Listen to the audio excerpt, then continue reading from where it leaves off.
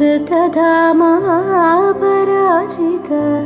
दुरावह प्रणवात्मिक अधिकस्वरातुतिशारद नमोऽस्तु ते। श्यामाम्बरं मुखसागरं तुलसीदलम् अतिसुन्दरम् कनकासुखं नारीवरं शुभदम्